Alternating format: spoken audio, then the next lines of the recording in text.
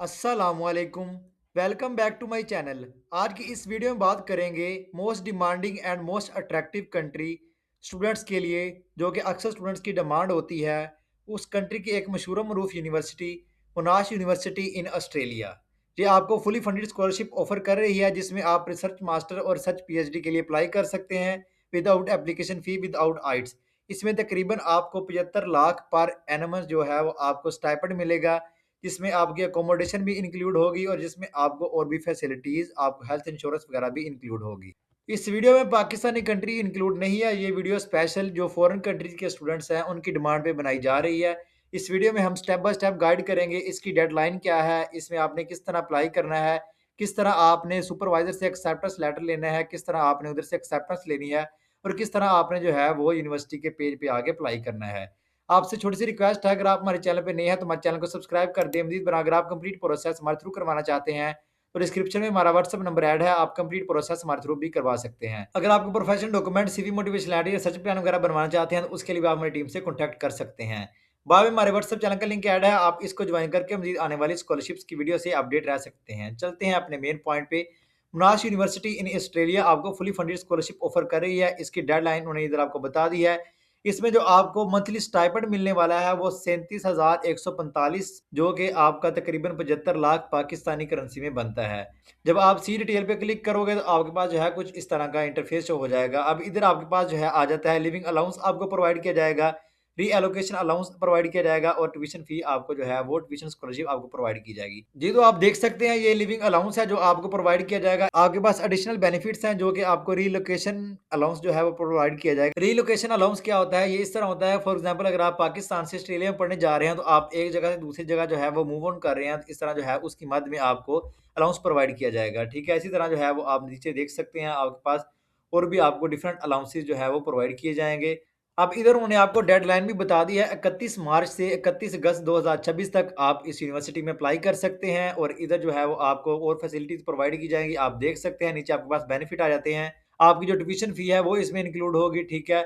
इस तरह जो है वो आपकी हेल्थ इंश्योरेंस भी इसमें इंक्लूड होगी। अब इधर आपके पास आ रहा है meet Monash competitive scholarship selection process requirement. जब आप इस पे क्लिक करोगे तो आपके पास जो है कुछ इस तरह का इंटरफेस शो हो जाएगा। यहाँ से आप इसमें सबसे अच्छी बात ये भी है, यहाँ से आप अपनी जो है वो एलिजिबिलिटी भी चेक कर सकते हैं। आया आप इस प्रोग्राम के लिए पीएचडी या मास्टर बाय रिसर्च के लिए आप एलिजिबल भी हैं कि नहीं। आप इधर जो है वो तमाम अपने आंसर जो है इधर पुट करोगे।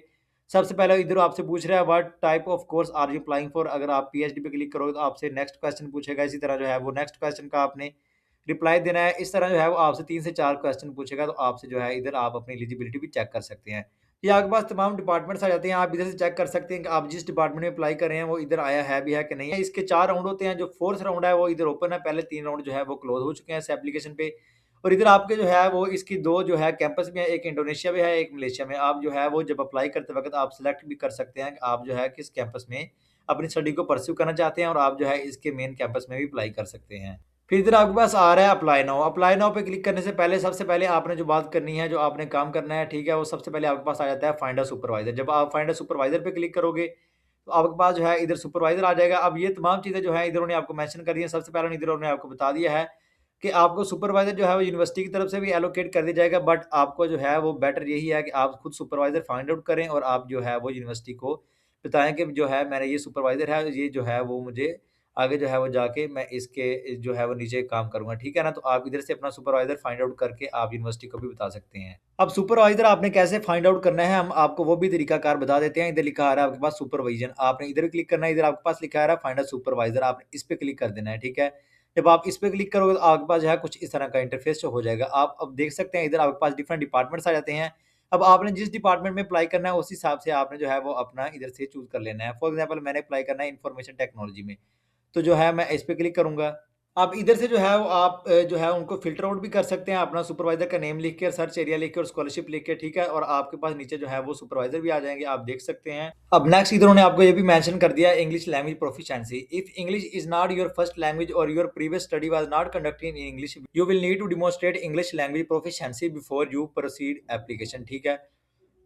मतलब अगर आपकी इंग्लिश लैंग्वेज जो है वो नेटिव नहीं है या आपकी जो है प्रीवियस स्टडी इंग्लिश में नहीं है, तो आपको जो है वो फिर आइल्स की रिक्वायरमेंट है। अगर आपकी नेटिव लैंग्वेज इंग्लिश में है या आपकी जो प्रीवियस स्टडी इंग्लिश में है, तो फिर या किसी भी इंग्लिश टेस्ट की ज़रूरत नहीं है। फिर आप विदाउट आइल्स, विदाउट जो है वो टोफेल आप अप्लाई कर सकते हैं। तो फिर इधर आपके पास आ रहा है अप्लाई टू स्टडी। जब आपको जो है वो एक्सेप्टेंस लेटर मिल जाएगा या आपको सुपरवाइज़र की तरफ से एक्सेप्टेंस मिल जाएगी, ठीक है ना? उसके बाद जो है वो आपने क्या करना है, अप्लाई टू स्टडी पे क्लिक करना है। तो आपके पास जो है same as it is previous procedure की तरह आपने जाके सबसे पहले अपना अकाउंट क्रिएट करना है। अकाउंट क्रिएट करने के बाद जो है वो आपके पास एप्लीकेशन फॉर्म शो हो जाएगा। फिर वो एप्लीकेशन फॉर्म जो है वो फिल अप करने का तभी मज़ा है जब आपके पास सुपरवाइज़र की तरफ से एक्सेप्टेंस होगी। उससे पहले आपको एप्लीकेशन फॉर्म करने का जो है फिल अप करने का कोई फ़ायदा नहीं है, ठीक है ना? सबसे पहले आपने सुपरवाइज़र से कॉन्टैक्ट करना है, ठीक है? उनको ईमेल करनी है, उधर से जो है वो आपने अपना सुपरवाइज़र सेलेक्ट करना है, फिर उसके बाद जो है वो आपने उधर उस फॉर्म को फिल अप करना है।